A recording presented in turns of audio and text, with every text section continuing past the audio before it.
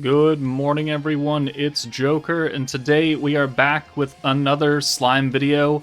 And today is part 2 of the extreme stage of the beatdown battle for the Overlord collab versus Octagram Leon.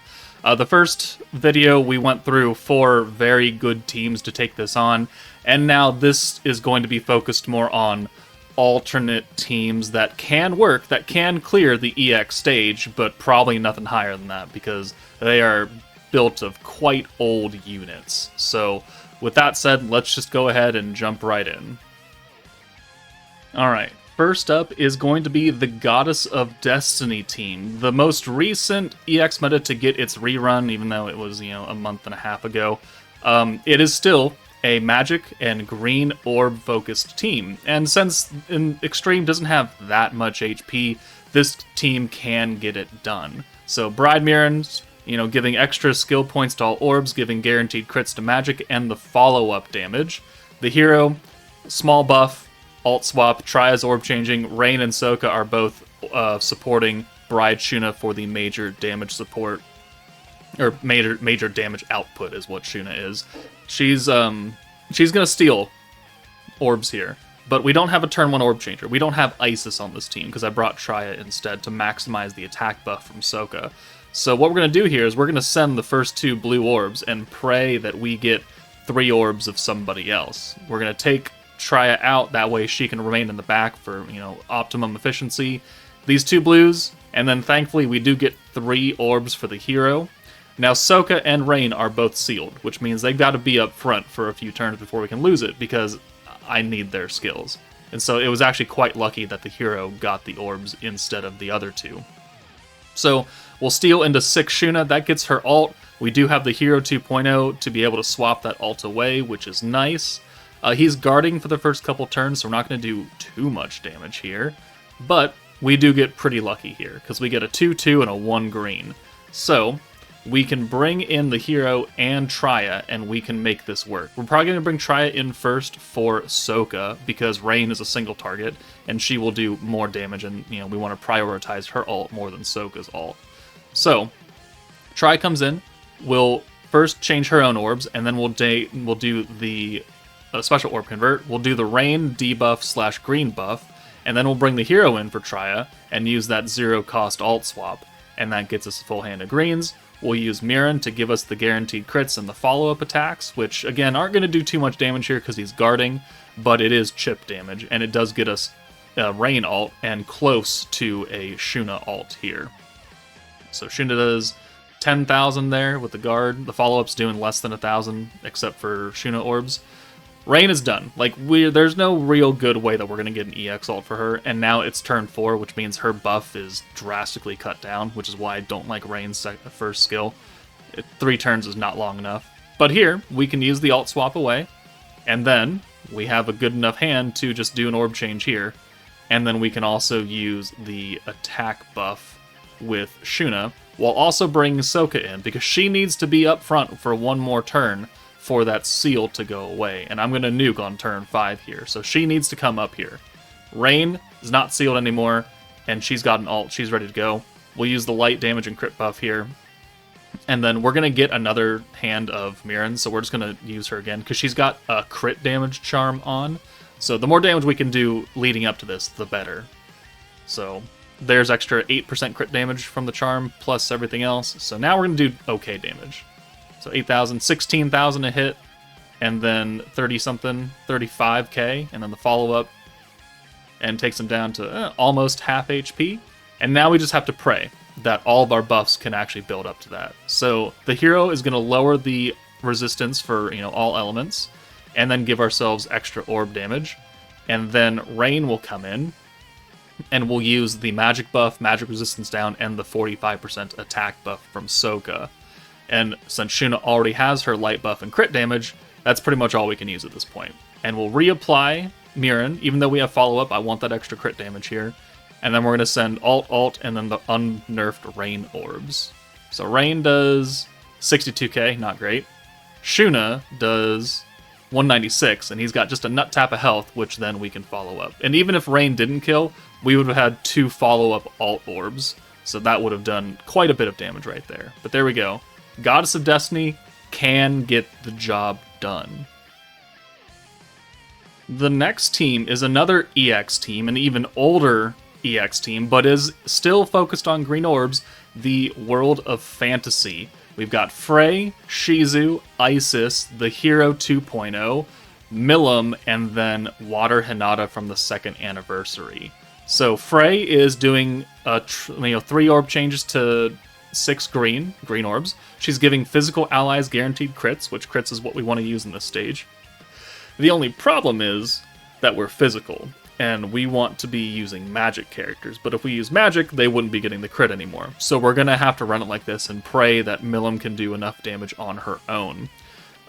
We have, orb change with Shizu, orb change with Isis. We've got the alt swap and the resistance down with the hero again. Milim has her own orb change and her own buff that stacks crit damage for every skill that you use up to turn 4. And then Hinata has the element buff, and that's the only reason why she's here. So, you could bring...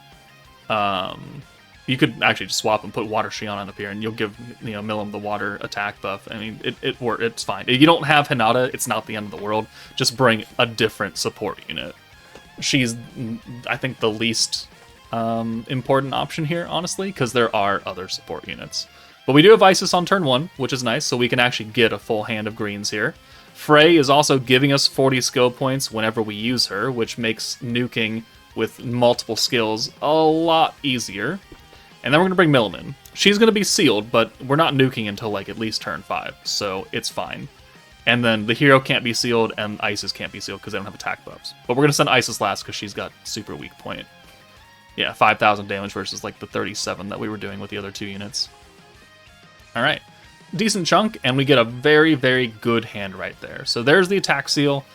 Doesn't matter right now. What I want to use is as many skills as possible to continue to stack up Milim. 3% here, 3% there. It's going to get, to 50-something% crit damage, and it's going to look pretty good. And also, Shizu is going to be able to stack attack buff on Milim, alongside having another orb change. So boom, we've used, 5 skills right there? 4 skills? 4 skills in one turn. Looks pretty good. Frey is going to change that last blue orb, and then we got plenty of points. Maxed out. We've used the Isis buff, so we're looking pretty good. And since we have an alt, we also have the hero who's able to swap that alt away into another green, which makes this very, very easy. And that's, another skill use. So alt swap, and then we'll just use the single orb changes from Milim and Shizu. Boom. And there we go. And we don't have to use Frey right here, which means we can double up next turn.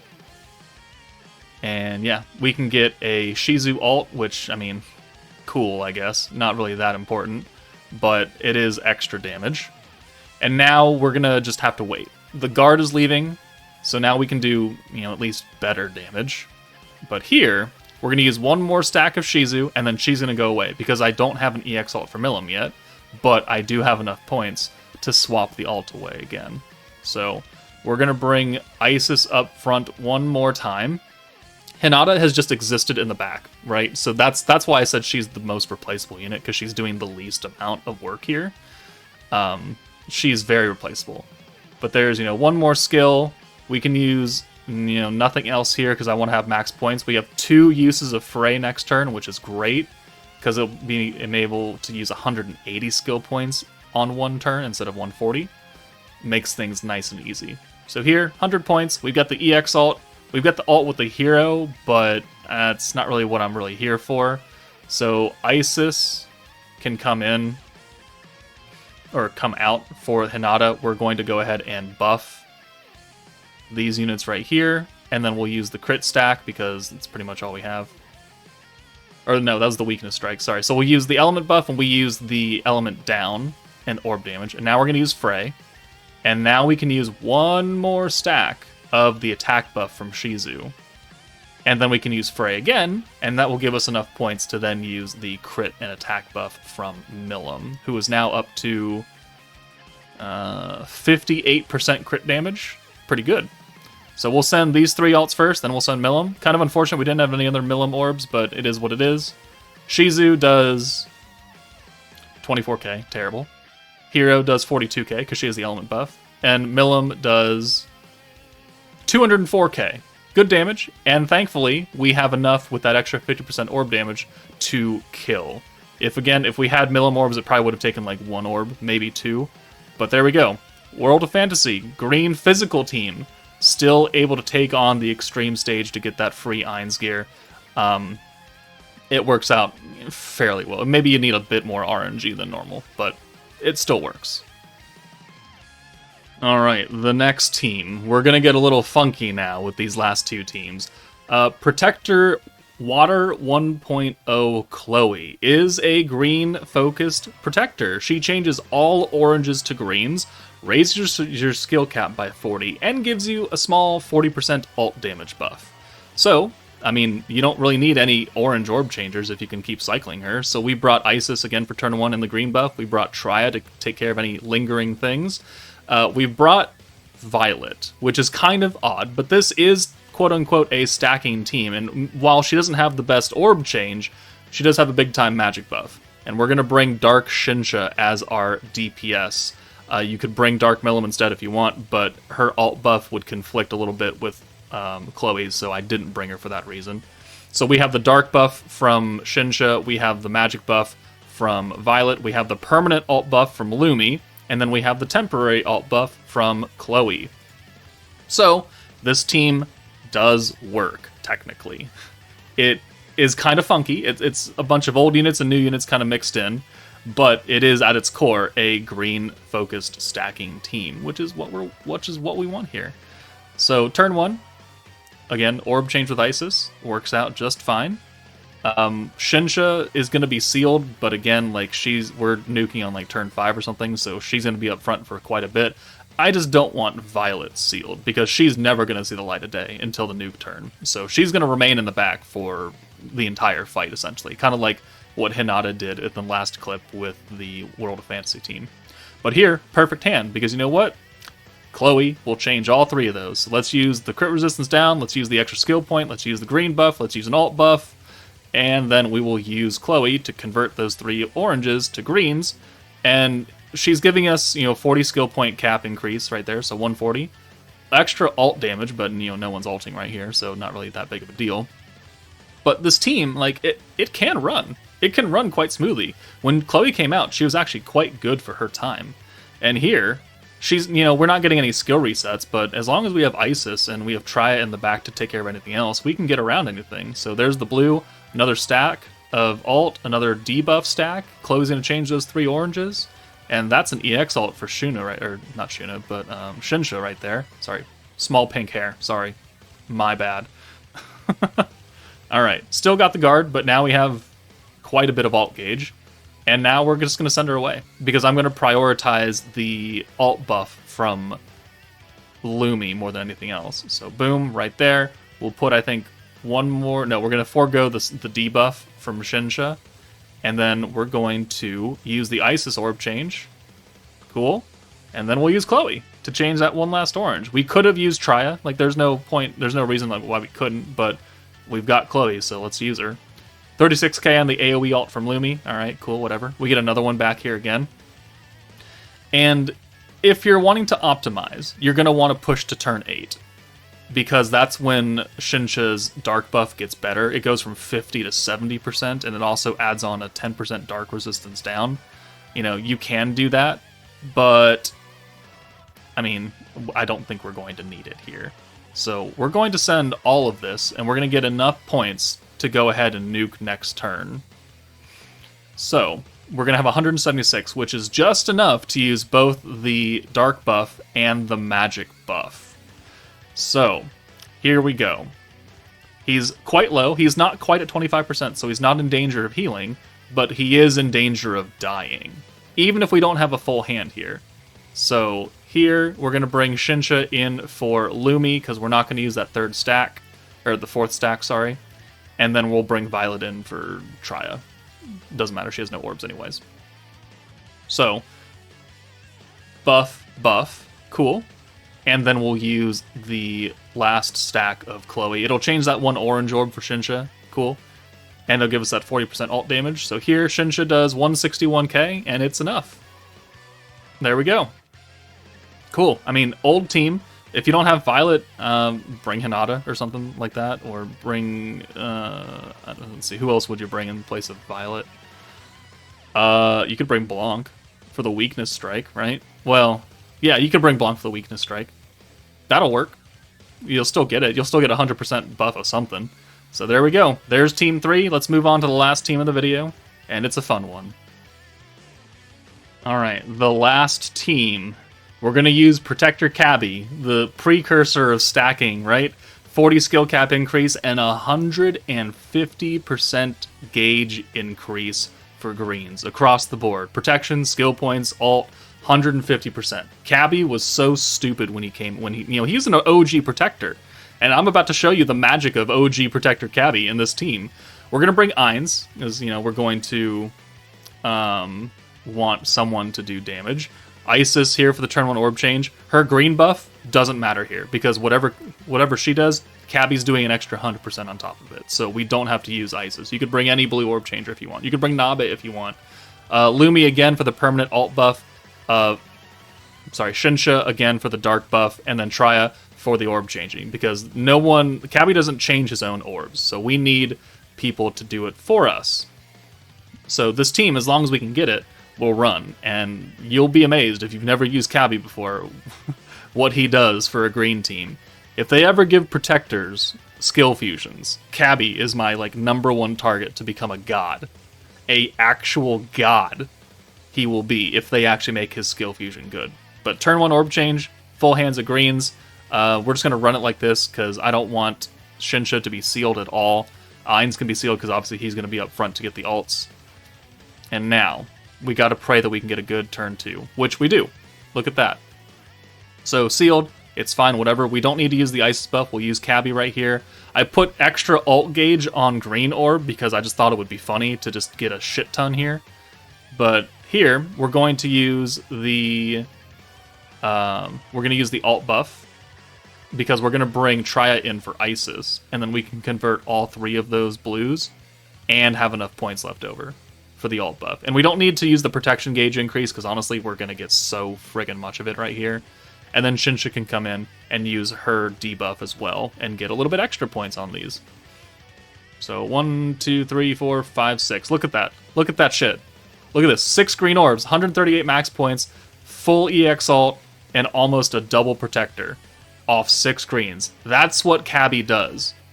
That is why I'm happy about Chabby and being able to use him again in a good setting, right?